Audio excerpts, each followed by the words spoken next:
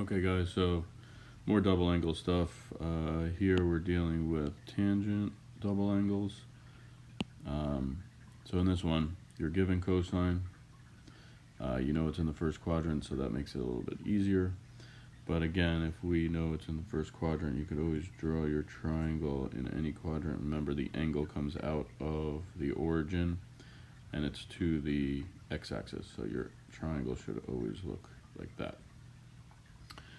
So a couple things that we're going to need here is when you're using double angle for tangent, you have to find what tangent of the angle is. So that's what we want to do, is complete this triangle. So we know for cosine you have adjacent side over hypotenuse, and now you're just looking for this missing side of the triangle to help us with tangent. So Pythagorean theorem, root 29 squared equals 4 squared plus, let's say, b squared, right? So you get 29 equals 16 plus b squared, so b squared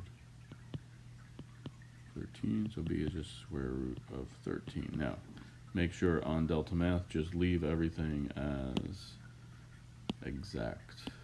Okay, they want it exact, so like square roots, keep them the way they are. Okay. All right, now using the formulas that I gave you guys, you have tan 2 theta is going to equal 2 tan theta all over 1 minus tangent squared theta. So you could see why we need to complete the triangle, so that now we know that tangent of that angle, opposite over adjacent, root 13 over 4. From there, you're just going to plug in. So you could see, since we have the 13 over 4, I'm replacing the tan theta here and tan here, where I'm just going to square it.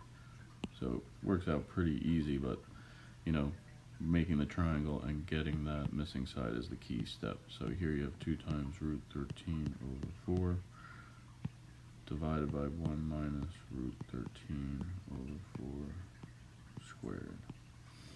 Okay, just be careful when you're solving. Okay, so if we're don't make one mistake like that where I forgot the root. So here you're really doing like 2 root 13 over 4. We could simplify that in a second. And here, when you're squaring the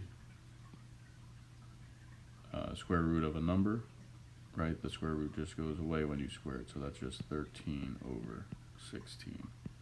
So here we get root 13 over 2 just by simplifying. And this is going to wind up being 3 over root 16. 3 over 16, not root 16, sorry. And then just use your multiplication division of fraction property, where you keep the first, change, and flip the second. And then you could do some canceling here. The 2 goes into 16 8 times, so I would write it as 8 times root 13 over 3.